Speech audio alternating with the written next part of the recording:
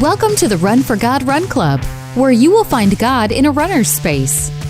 Welcome back to the Run for God Run Club. This is your one stop each week to be motivated and inspired to get off the couch and onto the running trail where you can, in turn, inspire others to do the same. Let's learn, laugh, and leap into running together, giving God the glory for what we are able to do in His name. Amen. Well, I am your running host, Dean Thompson, coming to you once again from the Upward Sports Studio. A couple of weeks ago, we talked about T-shirts in our main story. Well, this week we're going to cover the bottom half as we talk about pants. You don't want to miss out on that fun. And then I'm going to talk about just how powerful positive thoughts can be in this week's version of Dean's Thoughts. And joining me once again for those stories and much more is Run for God founder Mitchell Hollis. So, Dean, 2 weeks ago on the podcast, I did a kind of a call to action and told everybody to, if they were going to teach a Run for God class or an upward running class this January, to pause the podcast and just say, hey, Siri, remind me to reach out to Mitchell about meeting to talk about teaching a class. And I even said on there, I said, I wonder if that will trigger people's Siri.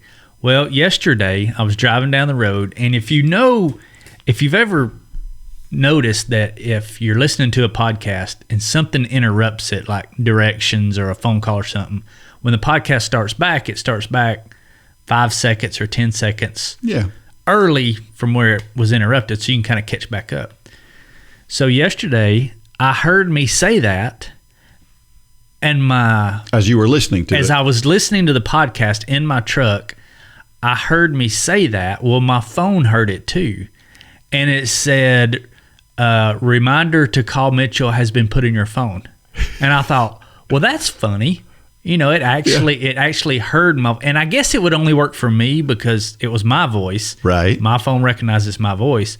But what happened is when the podcast started back up, it started 5 seconds before, and it did the whole thing over again.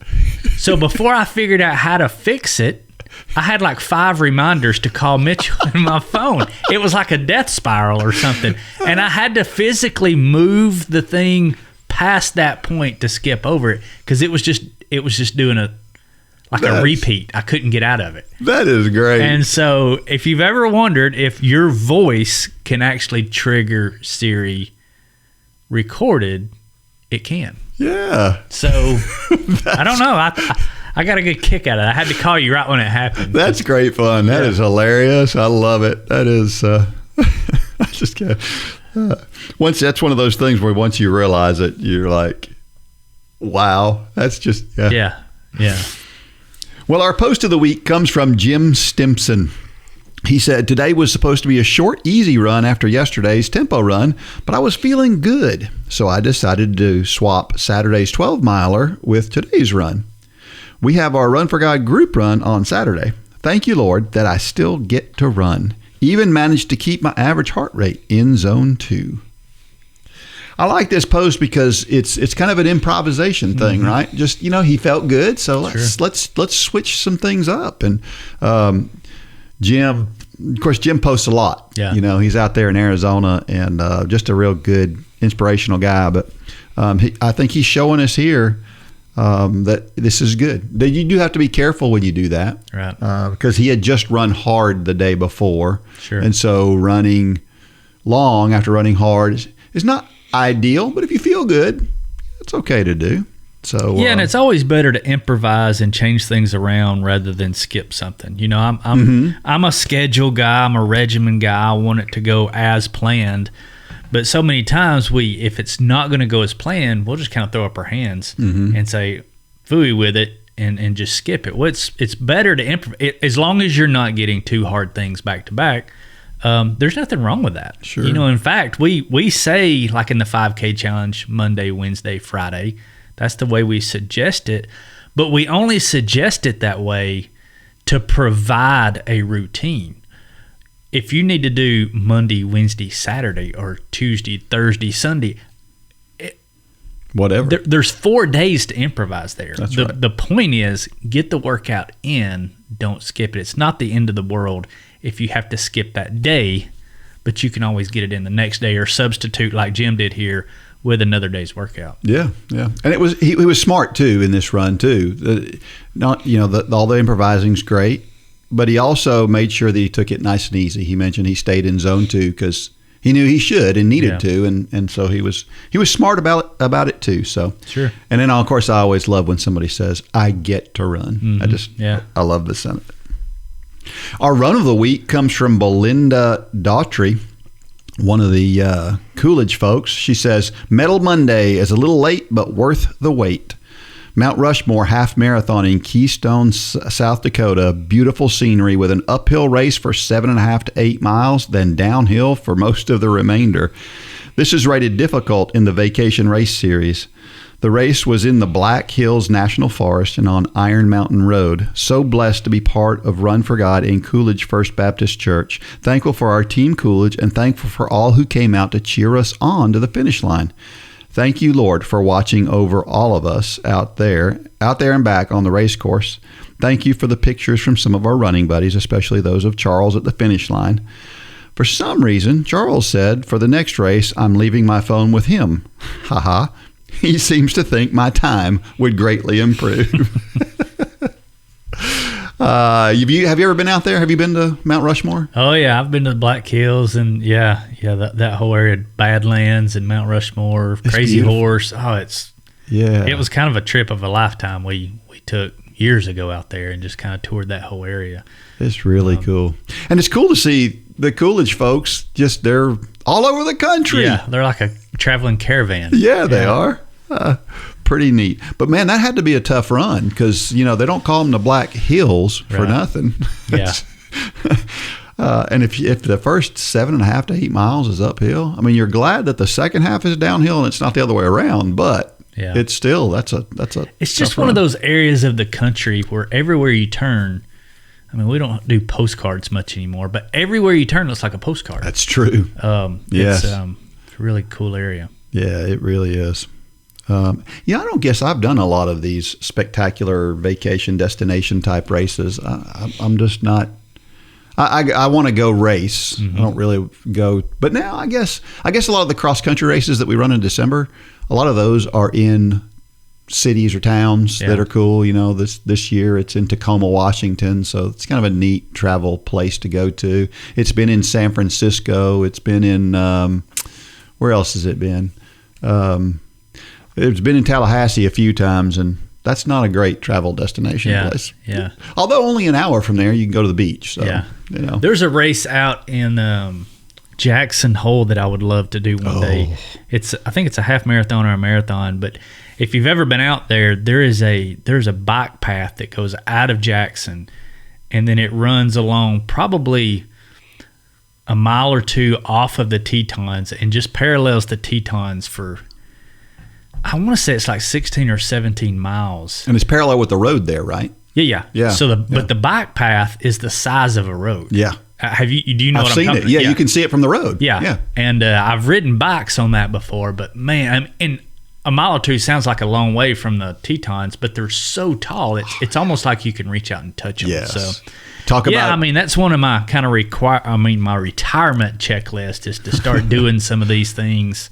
That'd be pretty cool to. It would be to have this vacation race series. That would be sounds cool. Like something she made up there. Yeah, maybe we need to do that as a run club thing at some point. Just have these. That would be cool. That would be cool, wouldn't it? Yeah. Well, our trivia question from last week. Before I get to that, let me talk about the week before. Remember we had this question about the president, who would be the president, and this was the winning entry, and so I just wanted to share it because I promised that I would. This comes from Rich Glass. Rich Glass was the one who won, and he said this. He said, "I think it's George W. Bush. He was apparently logging 7-minute miles on his runs while in the White House, which created challenges for the Secret Service." And he's the one that sent me, we talked about the Runner's World article. He's the one that sent me the link to the Runner's World article. So that's how I found the Runner's World article. And then he said, a distant second would be Teddy Roosevelt, who was very active and not as plump as cartoonists depicted. And then Abe would probably complete the podium. So George W. Bush was a fast guy then. Yes. Wow. Yes. It kind of reminds me, talking about the Secret Service, have you seen the movie Reagan yet? I haven't. It's a really good movie, yeah. but at the one of the things you never think about in there is he was a avid equestrian. I mean, he loved to ride horses on his ranch out in California, and it was a challenge because the Secret Service had to go with him. Yeah. Well, they didn't know how to ride horses. They had to learn, didn't they? So that's kind of a cool aspect of being a Secret Service agent is you got to learn new things every 4 years or 8 years when the new administration comes along. So. Seems like that would be cool. Well, this week's question was, tell me who your favorite runner is and why they are your favorite. It could be anyone, but they have to have a running identity, not just someone you know who runs. Could be somebody who influenced you, or it could be a professional runner. It's kind of wide open. So this one kind of put me on the spot because it wasn't that long ago that I wrote Dean's Thoughts that was called Ode to My Favorite Runner. And of course, that was my dog, Flojo. Here are some of my other favorites, though. My favorite runner, professional runner, is probably Sebastian Coe. I loved watching him run. He was one of the, this was in the golden age of milers. It was really competitive. And Sebastian Coe was shorter than everybody else there. He just looked like the underdog all the time. Mm-hmm. And he wasn't, but he looked like it. And he was also the 800-meter world record holder for like 15 to 20 years before David Rudisha came along and broke it. And it was fun. He was fun to watch run. I think my favorite, I haven't really thought about this, but I thought about it in relation to this question. Who's my favorite current runner? Mm-hmm. I think it's Jakob Ingebrigtsen. I know, but I really like watching him. I like to watch him run, first of all, and I like the way he goes about his craft. But I also like the fact that he is very confident. But when he gets beat, he doesn't make excuses. Mm-hmm. He doesn't whine about it. Mm-hmm. He says congratulations to whoever beat him. Now he may come back and say something like, "But I'm going to get it. I'll beat him next time," mm-hmm. or whatever. But I don't know. I just like the way he goes about things. But I know he's not a lot of people's favorites. Yeah, because he is cocky. Yeah. But I also like Grant Fisher, and I think I like Grant Fisher because he's so humble. He is just one humble guy, but he's got a heck of a killer instinct when he gets on the track. I guess on the women's side, there's no question. There's absolutely, it's not even close. On the women's side, I love watching Femke Bol run. She's from the Netherlands. I know, I like all these people that are over in Europe, but she races all the time. She's always smiling. She's always positive and upbeat. She almost seems like, she just has to run. Mm-hmm. Like it's just who she is. And so I love watching her. Now I would love for Sydney McLaughlin-Aroney to be my favorite runner, but she just doesn't run enough to get super excited about. So anyway. I don't know. I think my choice would be, I thought about this quite a bit and the reasons why, and it's opposite, or it's for the reason you explained with Ingebrigtsen, but I like Meb and Kipchoge. And not for the reasons you would think. I like Meb and I like Kipchoge because I think they're the type of people that if you saw them out at a restaurant, you would never know they're a runner. Yep. I think Ingebrigtsen, if you see him out, it's going to be all about, I'm that guy. Yeah, probably, yeah. I think Meb and Kipchoge, at least from what I can observe, they want to be kind of unassuming. Yeah. They want to do their talking, in the race. And I don't know. I've seen some of the background, the history on Kipchoge where, he runs that little facility. And where is he from? Is he from Kenya? Is it Kenya? Yes. Where he's at? Mm-hmm. But they have this little track club or running club. I mean, it's some of the best runners in the world, but they all do their own chores. Yeah. It's just such a low key, unassuming lifestyle that's attractive to me. Yeah, I like it too. And they're great, incredible runners, but that's not what's at the top of my priority list with those guys. So I don't know. I think that's great. Yeah, I can definitely see that. I think if you met Meb at a restaurant, it would be a few hours before you figured out that he was a runner. Yeah. Yeah, Yeah, and Meb's open about his faith too. Yeah. And I like that as well. Yeah, that's a good one. That's a good one. Well, probably the person that has inspired me the most in my running journey over the years, without a doubt, is Coach Westbrook. We've talked about him a number of times on here. You know, he loves running. And it's the ultimate when we talk about modeling Jesus and trying to be like him, and you see people who do that well, and you just really admire those people. That's kind of the way Westbrook is about running. It's not anything that he does, or it's not the things that he says. It's the way he lives It's his just life, watching him just enjoy how much he enjoys it. Yeah. And it's infectious, I He's think. another one that I think, the man's ran for how many years straight? 40 something? 50 years straight. I think you could meet him and become friends with him, and it could be, other than you just know that he runs all the time, it could be a long time before you learn that fact about him, that he's in all these record books for having this streak that's just kind of unparalleled, really. Yeah. I'll never forget, kind of digressing a little bit, I had a buddy that I used to go to breakfast with quite a bit. There was a group of us used to go, a couple pastors, youth pastors, and I used to go to breakfast with this guy. I got to meet him and know him, and we went to breakfast for a couple years, and I knew his wife's name, and I knew it sounded familiar, but I just never put two and two together. The guy's name was Greg Sponberg, and so one day I was listening to the radio. I think it was K-Love. I was headed to breakfast, and they were talking about Nicole Sponberg on the radio, and I was like, that's Greg's wife. She's one of the founders of the group Selah. Huh. I had been going to breakfast with this guy for like 2 years, and you would never know. I mean, he never mentioned. He talked about his wife Nicole. Yeah. But and I love that character quality in people that, I feel like Engelbrecht's, and he meets somebody, he's probably trying to figure out how he can get it in there that, hey, I'm this guy.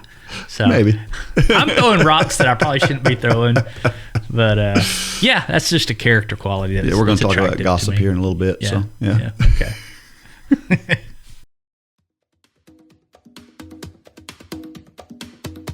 Upward Sports equips churches to run self-sustaining sports ministries in their communities. Whether you're a sports fanatic or on staff at a church, Upward Sports will give you all the tools you need to run a first-class sports ministry that allows you to reach families in your community. Upward Sports offers basketball, soccer, flag football, cheerleading, volleyball, baseball, and softball through league and camp offerings. At Upward Sports, we want to help your church make a difference and give you increased opportunities to share the gospel. Learn more today at upward.org. That's upward.org.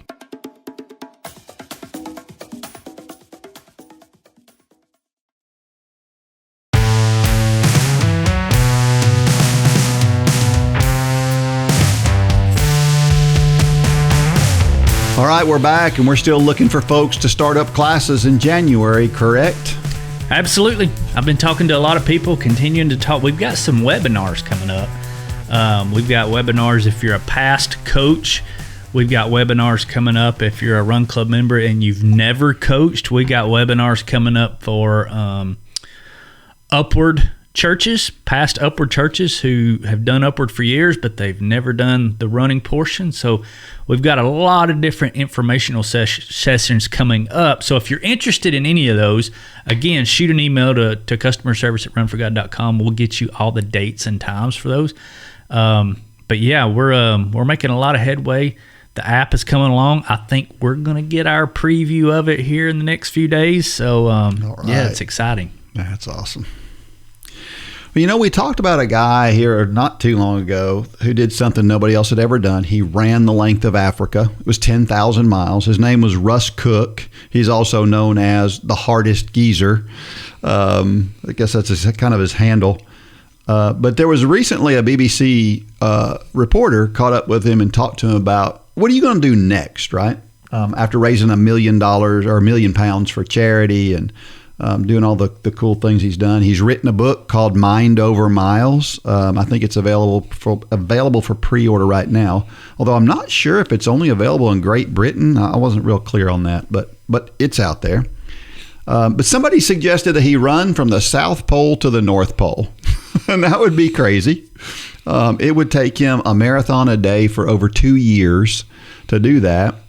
And this is crazy. If he did that, obviously there's not land from the South Pole to the North Pole. So there's a 600-mile passage called the Drake Passage that goes from Antarctica to the southern tip of South America that he would have to swim in order to cover this distance, 600 miles. And that particular sea is incredibly rough. It is nobody's ever, as far as we know, nobody has ever swam that stretch of water before. There have been some people who have gone through it in some rowboats, but there's like 40-foot waves in this place. So anyway, he says he thinks he can do it. So I don't know if he's going to do it or not. What he would do, though, is that's a marathon a day for 2 years plus 600 miles of rowing? Or swimming. I mean, swimming. Yeah. I think that's right. Yeah. That's hardcore. Yeah, it is. Yeah. So he would start at the South Pole. He would cross Antarctica, which is tough enough. Then he would do the swim, which is the hardest part of the whole thing. And then he would get to South America, go all the way up South America, through Central America. He'd have to go through the Darien Gap, which is a relatively dangerous place to go through. Then he would go through North America. And finally, he would have to do it where he was going into the North Pole area when everything is frozen over so that he could run to the North Pole. I mean, it sounds like a piece of cake, doesn't it? Sure. Yeah, absolutely. Yeah, we should probably start that tomorrow. I'm not big on following these kinds of things. If he does this, I may be following this one.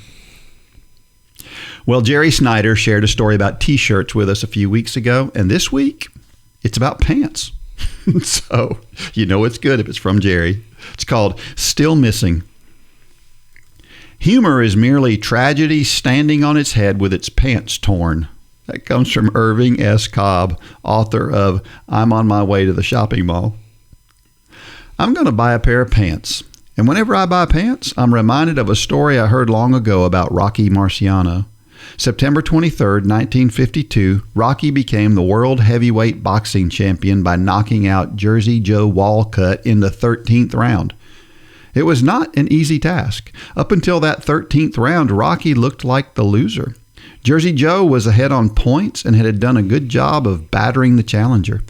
But Rocky had one quality that would not only win him the title, but enable him to retire undefeated several years later.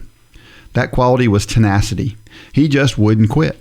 A sports writer would later say of Rocky that a building could fall on him and he would still be swinging at you. Needless to say, when Rocky won, there was a celebration in the ring, followed by another celebration in the locker room.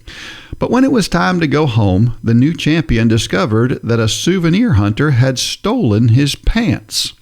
He was the toughest man in the world, and he had to go home in his underwear and a robe. Something is not right about that. With some help from some kind folks, here are my thoughts on the subject of pants. The first comes from Theodore Roosevelt, 26th President of the United States. He said, if you could kick the person in the pants responsible for most of your trouble, you wouldn't sit for a month. This is all about taking responsibility for your actions.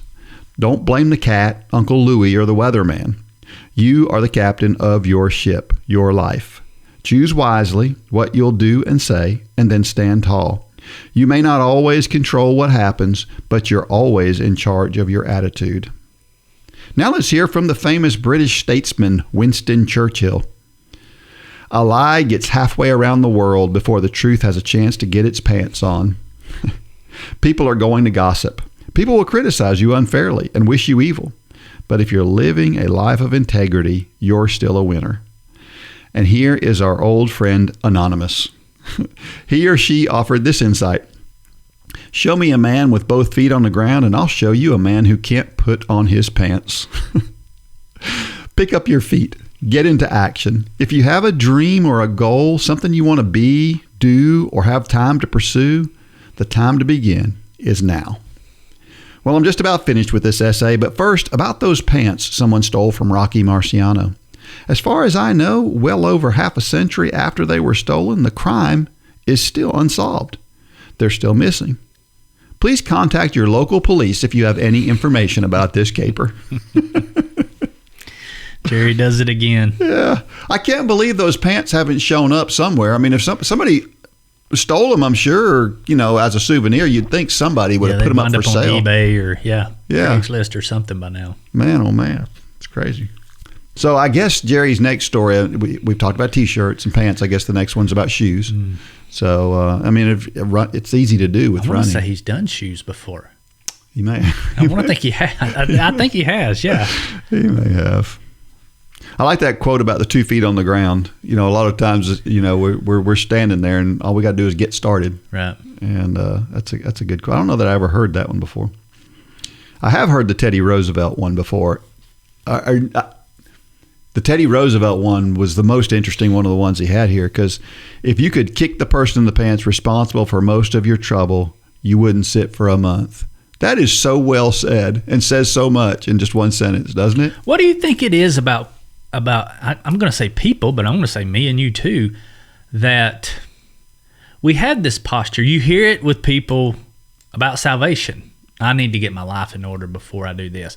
Or about running. I need to lose 30 pounds before I start doing this. Or a job. I need to make sure this and this is right before I make this.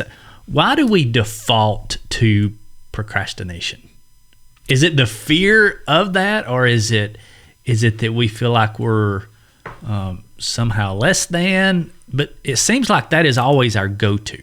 Yeah, I think it's different for everybody. I think some people it's a fear of failure. I think some people they like the easy road. Mm-hmm. I think it just depends on the person, don't you? That's kind of my first gut reaction to that question. But it's so today it's worse than it's ever been. Yeah. Today, that we want to blame other people for everything. And sure. I got to thinking about it and I thought, that guy who's a college football fan, and every time his team loses, whose fault is it? Yeah. It's the referee's fault. Yeah. Every time. Doesn't matter what happens, it's always the referee's fault, right? Yeah. That's kind of how we sound. The way that guy sounds, that's the way we sound when we're making excuses for things, right? And I thought, I don't want to sound like that. Yeah, I was listening to a podcast the other day, and it was a guy talking about he was trying to get a new job, and the first words out of his mouth, he was a truck driver, and he had gotten a ticket, which was making it hard for him to get a new truck driving job. And he said, I got this bogus ticket.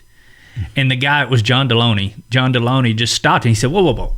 He said, you got a ticket. He said, own it. He said, that is so off-putting when you go in for an interview to say, I got this bogus ticket. Yep. Just say, I got a ticket.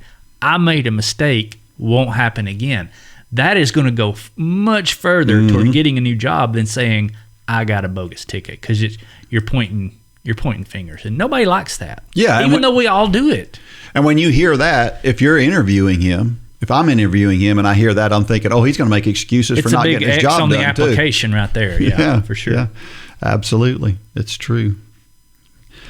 And sometimes, sometimes the criticism that we get is completely not fair, right? It's people say things about people or accuse people or whatever, and sometimes that happens where it's completely not fair. He mentions that in this story. Kind of like me talking about Engelbretson. You can go ahead and say it, Dean. I know what but yeah, you're right. I shouldn't talk about Engelbretson because I don't know the guy. I know what I've seen. I know the posture, but I don't really know the guy, so I shouldn't make those kind. So I'm sorry, Engelbretson, if you're listening, which I know you're not. I'm sorry. I shouldn't talk. I'm just you stepped all over my toes this morning, Dean. But no, you're right. It's so many things that we lob out there are completely unfounded, unbased, and unfair. Well, and a lot of things lobbed against us sure are that way too. And as Christians, I think it's up to us to lead this path back towards, let's quit blaming everybody for everything, and let's just move. Let's go to the next thing. Right. Yeah. Good point. One day everyone will stand before the judge of all the earth, and each one will give account of himself to God. That's 2 Corinthians 5:10. And in that day, I'm adding my thoughts to it. In that day, there will be no excuses. That's right. There will be no bogus this or bogus that. It's not giving account of yourself based on what others did or said. It stops right there. We'll give an account of himself or herself to God. There will be no point. So we need to get ready for that. We need to practice now. Yeah. Taking responsibility for our actions, because we're going to have to give an account of these things one day. Yeah. Yeah. I don't know why this came to my mind when I read this question. I was thinking about what that's going to look like. And I thought this is not what it's going to look like, but I'll get my point here in a minute. But there's an episode from the Twilight Zone called "The Obsolete Man." It stars Burgess Meredith. He was in, I think, 3 or 4 different Twilight Zones. But this is the opening narration. He says, "You walk into this room at your own risk because it leads to the future. Not a future that will be, but one that might be. This is not a new world. It's simply an extension of what began in the old one. It has patterned itself after every dictator who has ever planted the ripping imprint of a boot on the pages of history since the beginning of time. It has refinements, technological advances, and a more sophisticated approach to the destruction of human freedom. But like every one of the superstates that preceded it, it has one iron rule. Logic is an enemy and truth is a menace. This is Mr. Romney Wordsworth. In his last 48 hours on Earth, he's a citizen of the state, but will soon have to be eliminated because he's built out of flesh and because he has a mind. Mr. Romney Wordsworth, who will draw his last breaths in the Twilight Zone." And then the way that this goes on, it's the description in Wikipedia says, "In a future totalitarian state, Romney Wordsworth is put on trial for being obsolete. His professed occupation as a librarian is punishable by death, as the state has eliminated books. His faith in God is taken as further proof of obsolescence, as the atheist state claims to have proven God does not exist. Following a bitter exchange, the chancellor finds Wordsworth guilty and sentences him to death within 48 hours, allowing him to choose his method and exact time and place of execution." And the way this thing plays out is he says, here's what I want to do. And he basically sets up this situation where he's in this room. Nobody knows what's going on, but the chancellor is invited into the room and he tells him, here's what's going on. There's a bomb that's going to go off at midnight. And that's how I choose to die. And he kind of makes this chancellor kind of beg for his life, right? And not only does he do that, but he pulls his Bible out and he starts reading the 23rd Psalm.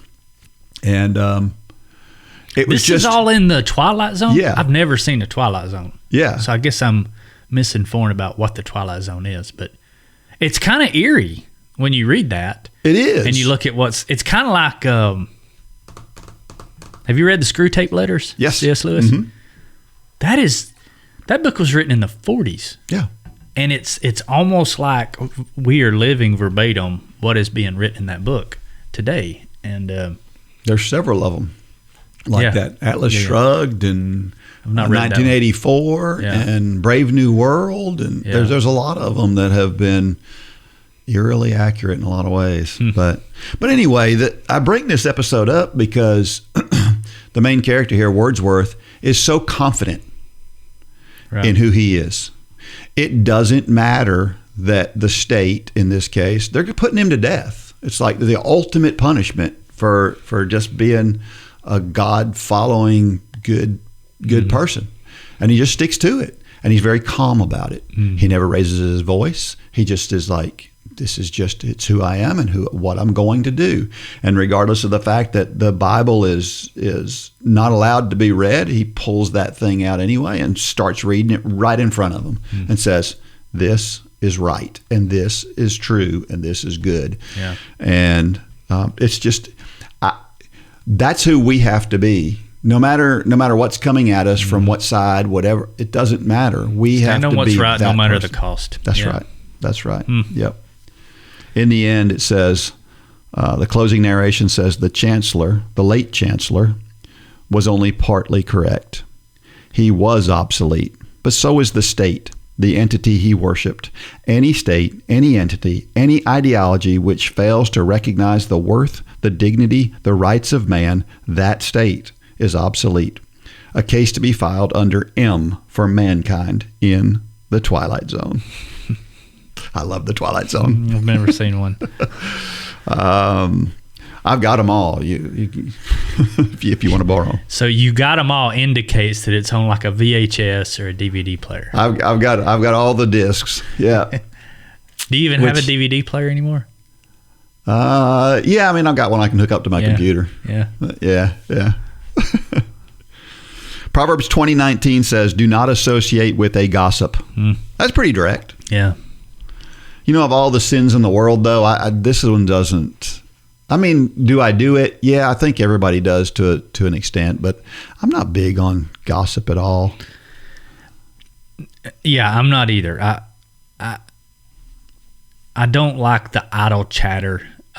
That's one thing that, what I'll do sometimes when somebody comes up to me. Now, if it's somebody I trust and I know and I love, and they come up and they say, "Hey, I need to tell you something," but you can't tell anybody, then I'll let that, because I trust them. Yeah. But when people come up and say, "Hey, can I tell you something without you telling anybody else?" I'll say no. Because I don't want to be put in the position of knowing something that is wrong, because I know how I am. Yep. If it's wrong,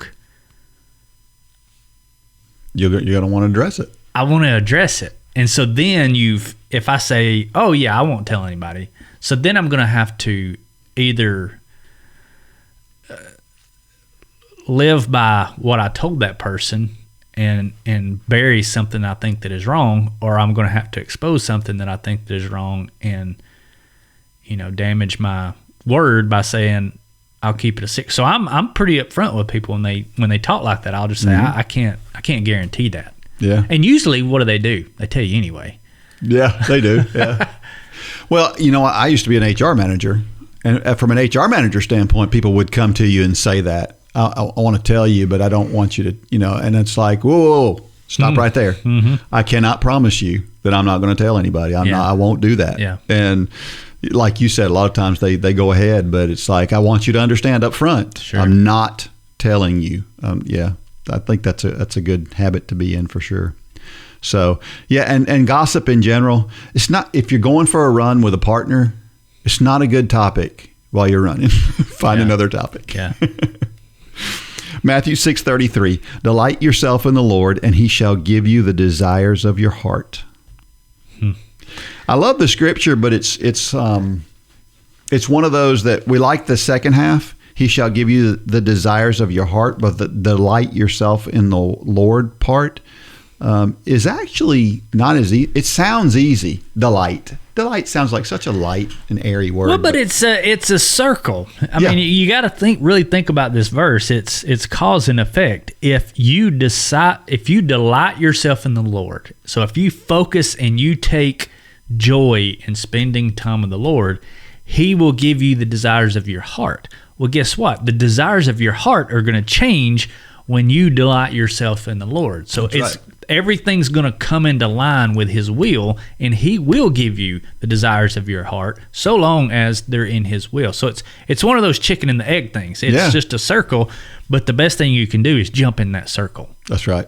So many times we stand outside the circle and be like, whoa, I want this. Well, you want this because you're not having a close walk with Christ. Yeah. And once you start having a close walk with Christ, then you don't want those things. Yeah, that's very good. Question, do you have an accountability partner or group? I do, yeah. Yeah? I've got a few guys that we hold each other accountable. Yeah. How about you? Well, I think Run Club is a great group. Yeah, from a group standpoint, sure. Yeah. It's really good. And I mean, we mostly hold each other accountable for running related things, but I think there's some other things going on there as well, for sure. You have to have those people in your life. Yes. And Run Club is great, but you've got to have, it needs to be a small group of people that you really trust, that you can tell them anything, what you're struggling with, because, the devil wants nothing more than to keep us silent and keep us private. Yeah. Well, your life doesn't need to be private. Mm-hmm. It's kind of like baptism. It's kind of like salvation. It's a very personal thing, but it should not be private. Yeah. And so you got to have those people around you. But more important than having them around you, of having people around you that will tell you the truth, you've got to commit to listen to them. Yeah. And that's where it falls apart sometimes. We want people around us to give us other perspectives, but we don't always like to listen to them. And you've got to be open to both. Yeah. I'm drawn to people who don't think like I do. Yeah. Because I want that. I want some feedback. I want people to be critical of me because I want to hear it, because that makes me better. Yeah. And so I'm drawn to that. And I walked with a guy yesterday, 5 miles with a guy who he's one of those guys in my life. And I would say 70% of our walk, we were talking about things that we didn't really agree on. Yeah. But we've got such a close relationship where we can do that. Yeah. And, we high five at the end and we're still great friends. But man, today our world is just says, if you disagree, then you hate me. And that is so wrong. We've talked about this before on this podcast. We have. But yeah. Well, I had a friend of mine who was posting some things on Facebook that were, he's a good Christian guy, and he was posting some things that I thought didn't show the best side of Christianity. And so I'm not gonna fuss at him in public on Facebook, but I sent him a message and just said, hey, let me tell you how this is coming across to me. Yeah. Because it just doesn't sound like I think you think it sounds. Because he thought he was coming from a compassionate side, but it didn't sound that way to me, because my views are different than his. And he took that and he said, I appreciate you bringing that up. And to this day, this has been weeks, maybe a month ago, I haven't heard anything or seen anything that he's put up there that was back to that other thing. Matter of fact, he posted some things about, we need to all be able to talk to each other and get along with each other, even when we don't agree. Sure. And so I hope that helped him. And I want him and others to do the same for me. When they see something that doesn't look like what it should be, then when I'm not producing the fruit that I should, I want somebody to tell me. Yeah. Yeah. And it's not always easy to hear. I mean, I've had those cases where people have called me, and we've talked about them on here, where, man, I get mad. I mean, going all the way back to H.R. Poe, and he said, don't let running become your God. I was mad at H.R. for several days. Yeah. Before I realized he did that out of love. That's right. And look what came as a result of it. But there's nothing wrong with getting upset. That's just our nature, is to, that hurt really bad. It stomped my toes. I've talked about how some of the greatest sermons my pastor preaches are the ones where I'm mad at him when I leave. Yeah. But you let that percolate and set in, and you realize, man, that was what I needed to hear. Yeah. It wasn't what I wanted to hear. It's what I needed. And do that from a running standpoint. Do it then too. Yeah. When you miss that run, be honest with yourself. Be critical of yourself, and it'll change the way you attack it next time. Yeah, like good old Dean saying, you're going to hate yourself tomorrow if you quit this workout. That's right. You were right. It's been years ago now, and I still remember it. How do you handle the situation when you find yourself in the company of gossips? Walk away. Yeah, I'm the same way. That's just a simple question to me. I don't want to participate in that, and so yeah. And I think what helps me a little bit is I'm kind of socially awkward anyway. I am not the most social person in the world. I'm not a good small talker. So that it makes it easier for me, because I don't go that direction naturally. Like a lot of people do it naturally. You don't have to worry about it. Last question. In what ways do you encourage a friend when they share their goals with you? Of course, my my encouragement is always I like to get people fired up. I like to feel that adrenaline going, and that's kind of my way to do it, is to try to do that. And I like to, I try to get them excited, and I want to share in their excitement. And I think that's fun to try to get somebody just pumped up, and maybe that's a coaching thing. Yeah. Right. I always try to bring them back to their why. Why did you originally say this? Yeah. Because it's easy to get them fired up when they hand you their goals. But 2, 3, 4 weeks later, when you kind of circle back around to them and you're like, hey, how's it going? And it's always a good idea to remind them of the why, because the fired upness tends to dwindle. It does. I also like if you call me up and say, hey, I need to do a tempo run tomorrow, and I feel like I'm going to struggle with it. Could you help me with it? Man, I'll be out there on the track running with you. I don't call you for those anymore. No. but I'd be there if you wanted me to. I know you would. Absolutely. And so that's fun. It's fun to do it, to participate and help physically with things and people's and goals that people have. We were at a grandson's soccer game the other day, and this is my problem with trying to encourage people. We were at this soccer game, and one of the referees, I knew her, but I didn't know where I knew her from. Welcome to the club, Dean. My brain. Oh my goodness. It took me 30 minutes. 30 minutes into the game, I was like, oh, I know who she is now. And that's so frustrating. You see her every day, but it's just a different atmosphere. I just can't remember stuff. Yeah. I would love to be one of those people who checks up on people regularly. And sometimes I do, when I can remember to. Yeah. But I'm bad about it. So. It is so hard to stay on track as a runner or a walker. The world also makes it difficult to stay on track spiritually too. For pennies a day, Upward Sports Run for God Run Club can make both of these journeys more fun and much easier. Join the Run for God Run Club and get access to training plans, videos, and the best group of active Christians you will find anywhere. Go to runforgod.com and sign up today.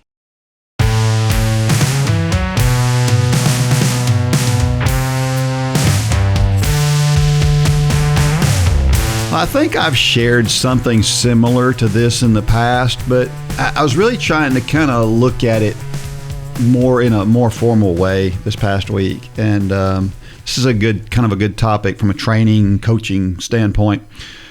I have this theory that I guess I could call it my theory of the limiting factor. Probably come up with a better title for it. But here's the way that it works is you take these different categories like endurance / strength balance, which is kind of our fitness level. And then you take heart rate, you take breathing, and you take your mental ability. And my theory is that everybody has a limiting factor. So let me give you an example. A couple of months ago, I was struggling with my breathing. Like the first thing that would get out of control for me was my breathing. And I couldn't really get to the point where my legs hurt a lot because I was breathing out of control and I would have to slow down for that. Well, that got better. Now it's my legs. My legs are the limiting factor now because my breathing stays under control when I'm running hard and it's really hard to keep pushing. And my feeling is that everybody has a limiting factor, and it can be any of these things. And the trick is, for me, and as a coach, I used to do this, when I found somebody was struggling to break through, it was, what is their limiting factor, and how do we improve that limiting factor? Because that's the thing that's holding them back. What do you think about that? Yeah, I agree. It seems pretty elementary.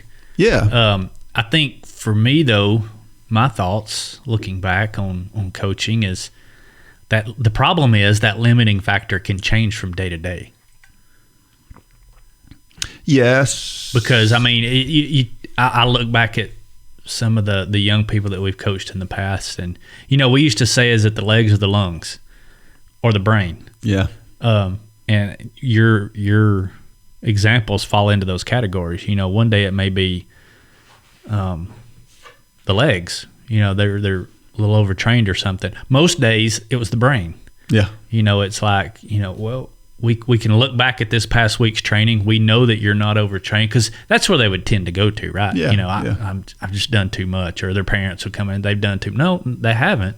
Maybe they stayed up too late last night on their phone, but that's not anything to do with the training. So I think the tricky part is that's kind of fluid, because just like I've been running a little bit here lately, and just yesterday, my run 3 days ago felt great, and then yesterday my legs felt so heavy, and it was like, it wasn't because of the run 3 days ago, because it was an easy run.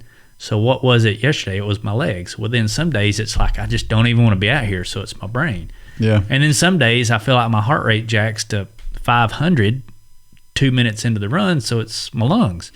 So I don't know. Is that what you're getting at? I am, except that I think everybody has a general, this is my wall. Right. Mm-hmm. So yes, from day to day, your body can be different. You can be in a different mental state or whatever. But in general, right now, my limiting factor is my legs. That's where it is. Now there can be a day where, like today, I ran hard yesterday. If I went out for a run today, my breathing might get out of control really fast right now, because, I can feel it. But in general, it's my legs right now. So the idea is to find that. And, a couple of years ago, remember when Catherine, one of my ladies, she was struggling, and I knew where her problem was. Her problem was not in her legs. It was not in her breathing. It was not in her heart rate. It wasn't anything like that. It was upstairs. It was in her brain. And so I went through a lot of things. I finally had her talk to somebody who's a friend of mine, and to see if he could get through. And he did, and it worked. But her limiting factor was in her mental thoughts about what she could or couldn't do. And I guess that's just all I'm trying to say. Well, and I think the tricky part is, for some people, it's just pessimism in general. They're looking, when they show up to work to do a run, or they walk out the door to do a run, they're looking for the limiting factor. And sometimes it's a self-fulfilling prophecy. That's a good point. My legs are going to hurt today, therefore your legs hurt that day. And that is a real thing. What a great segue right into my Dean's thoughts this week. Yeah? Yeah. Wow. So it's right along there. Good stuff. So it is time for Dean's Thoughts, a time when I share something I've written about the intersection between running and faith. Have you ever had your thought patterns changed right in the middle of a run? This one's called changing your thought direction.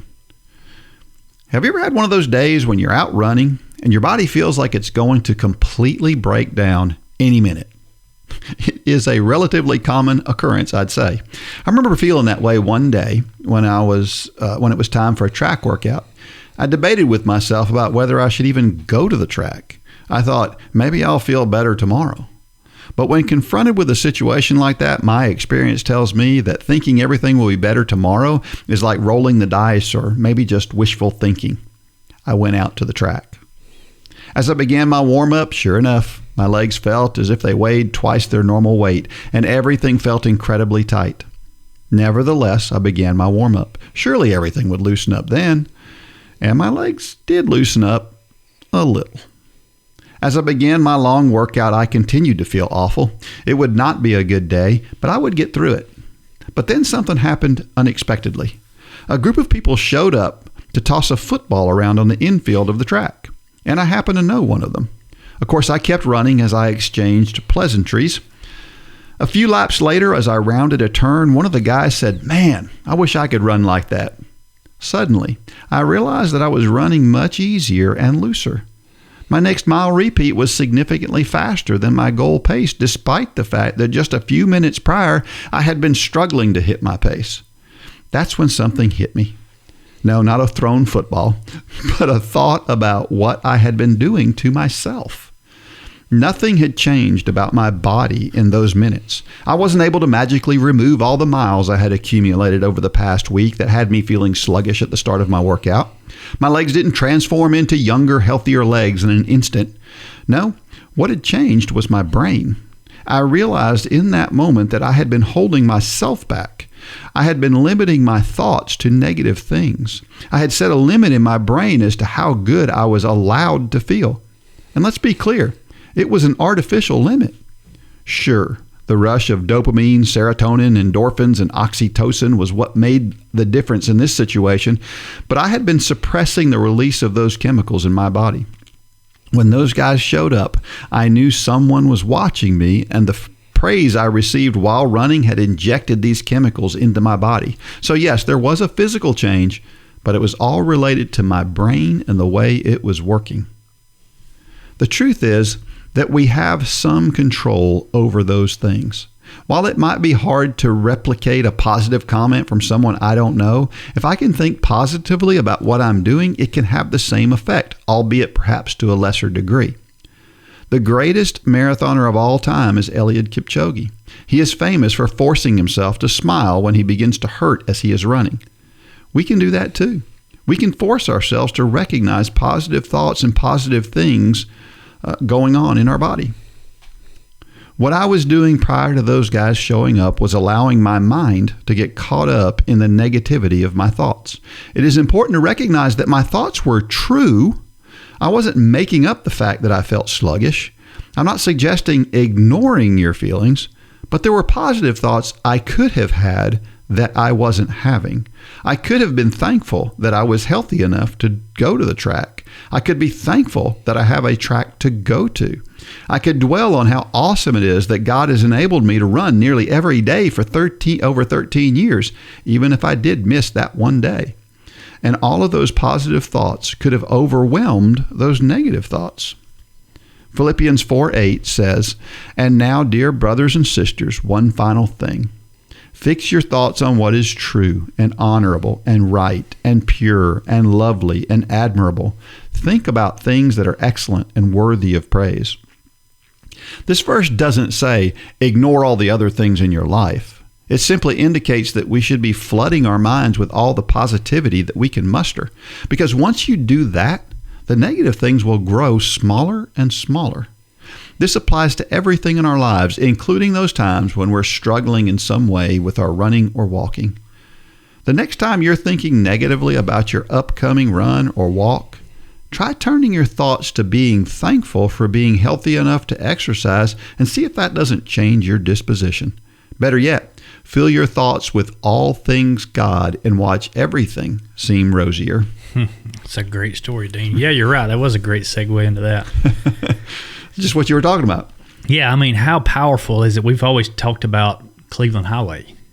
Running on Cleveland Highway, it changes your mindset because there's people there that know you who are seeing you, even though you don't know who those people are because they're just driving by in cars. And you're right. Somebody walks out on the football field when you're out on the track, you're forced to change your perspective. Yeah.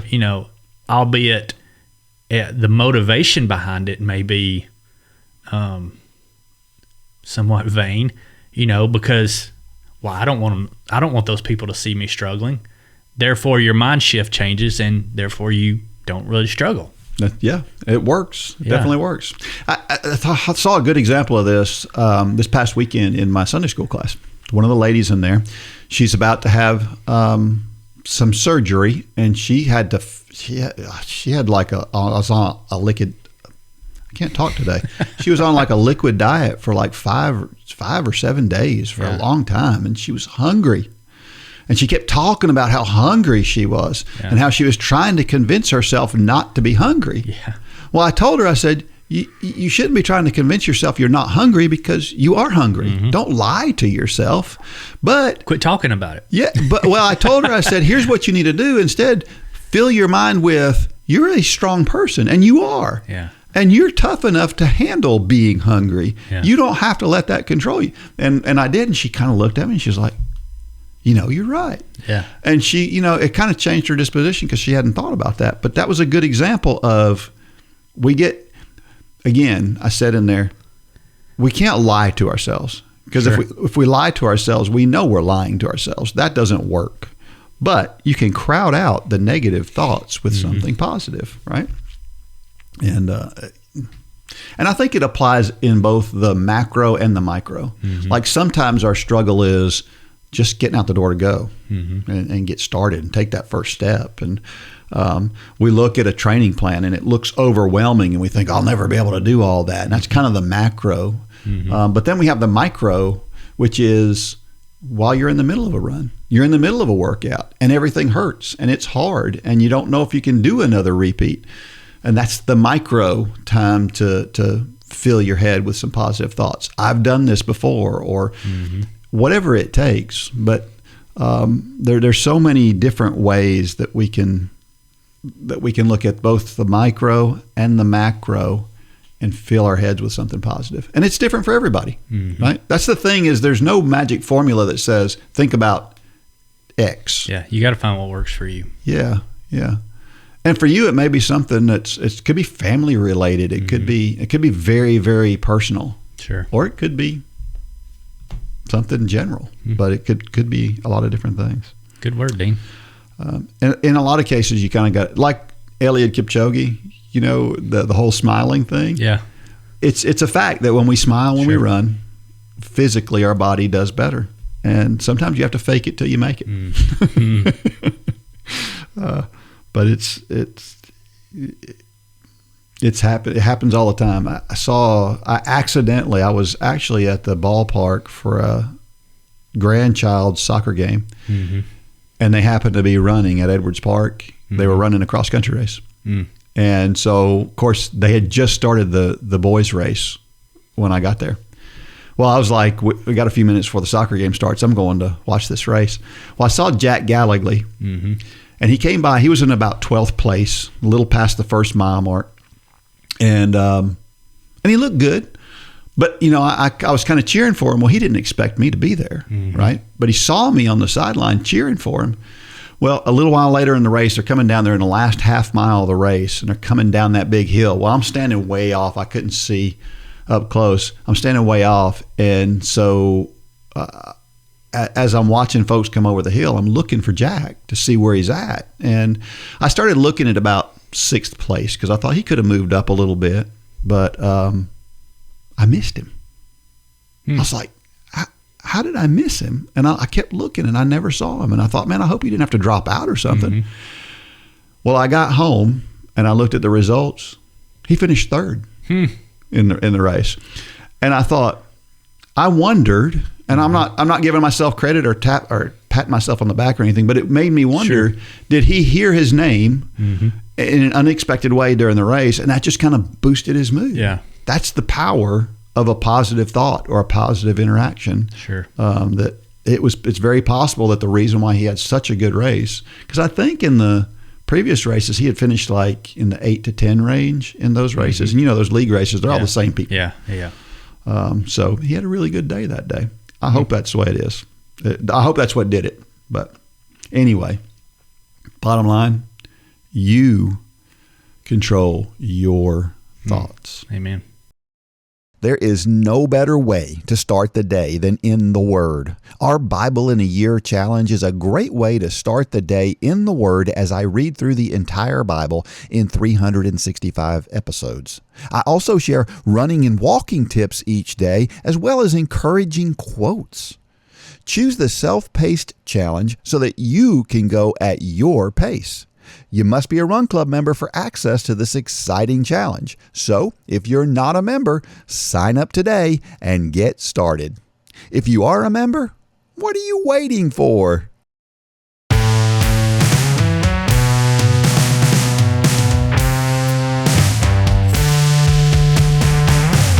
Every week I share a reason why running and or walking are so awesome. And this week, this is good for this time of year. It is a uniter. It's the political season, and we see so many people won't even try to talk with a person they don't agree with right now. but probably not if they're a runner. Well, runners just tend to get along no matter what their thoughts or feelings are. And I think maybe it's because we can all rally around the fact that we're runners and we have this common thing. It's kind of a no judgment zone. A lot of gyms now, they have a sign that says no judgment zone. Yeah. I think that's kind of in general the way running is, right? But we also, for us, have this common thing of Christian identity as well, and that makes a big difference. And it's a good place to start a conversation, whether the person you're running with is a believer or not. It's a good place to have the conversation go. Sure. Well, I like this story from Canadian Trail Running Magazine. By the way, I think the Canadian publications are better than Runner's World. That's just my opinion, but that's this story says it's about this guy named Lee Alonzo Murphy. He's a Canadian runner from Nova Scotia. He's a trail runner. He's pretty elite at it. I think he's on their national team. But anyway, he ran for 700 days in a row. One of the things that made that unique, though, was not that he just ran 700 days in a row, but he ran at least 10K 700 days in a row. And he says he learned a lot. And he said there were 3 main takeaways based on everything that he went through during those 700 days. Now, see if you can hear anything here that you've heard before. First takeaway, consistency equals strength. Quote, consistency equals strength, not just physically, but also mentally, unquote. Murphy explains. His streak isn't just about logging miles, it's about showing up no matter what. He credits this consistency with not only keeping him injury-free for more than 700 days, but also helping him develop the mental toughness to tackle life's challenges. Whether it's dealing with shin splints or life's curveballs, Lee finds strength in the habit of daily running. Quote, I can lean on it when life throws a wrench into my plans, he says. Number 2, find your passion and then go all in. Before running, Murphy struggled with substance abuse, but after getting sober 12 years ago, he found a new obsession, running. Now I'm a daily runner with a similar strategy for a successful life, he shares. This shift to a positive outlet not only transformed his physical fitness, but also brought fulfillment and purpose. He likens his ultras to frequent benders where he gets to push his limits and experience new highs. And then number 3, Murphy admits that some days are harder than others. I'll sit in the porch and stare at my shoes, but eventually I'll get out and be glad I did every time. It's this dedication that has led to remarkable physical, mental, and emotional fitness. For Murphy, the rewards go beyond just crossing the finish lines. Running has become his way of staying grounded, healthy, and ready to take on whatever life throws his way. Does any of that sound familiar? Consistency over time equals big gains. Yeah. In whatever you're doing. Yep. And positive attitudes makes a difference. And doing hard things is good for us. Yeah. And makes a difference in other parts of our lives. He could have saved all this time of doing all these runs. He could have just asked us. Yeah. We could have told him. Our trivia question for this is a good one. Usain Bolt is the fastest man who has ever lived. His 9.58 100-meter performance in 2009 is still the world record. He survived the 2018 Olympics in Beijing by eating a very specific type of food while he was there. As a matter of fact, he is on record saying he ate 1,000 of them. What was it he ate? He ate 1,000 of them while in Beijing? Yes. During the time he was there for the Olympics. Yep. And if you know the answer to that, you can send it to dean@runforgod.com. Now, you have to be a member, but if you're a Run Club member, you will win $20 off in the Run for God store. So send that in. And our motivational thought of the week is from Charles Swindoll, one of my favorite quotes of all time. He says, life is 10% what happens to us and 90% how we react to it. Man, isn't that true? Man, it is. When life gives you lemons, make lemonade. That's the bottom line. and don't make excuses. All right. That's 238 podcasts. Like, share, do all those things. Let people know about the podcast, and let's get more people listening. Let's share Jesus with more people. Continue to think about teaching a class this January. January 13th is when we're all kicking off. We want you to join us. Yes, absolutely. And until next week, may God bless every step of every run and or walk. Go out there and shine your light. Good job, Dean.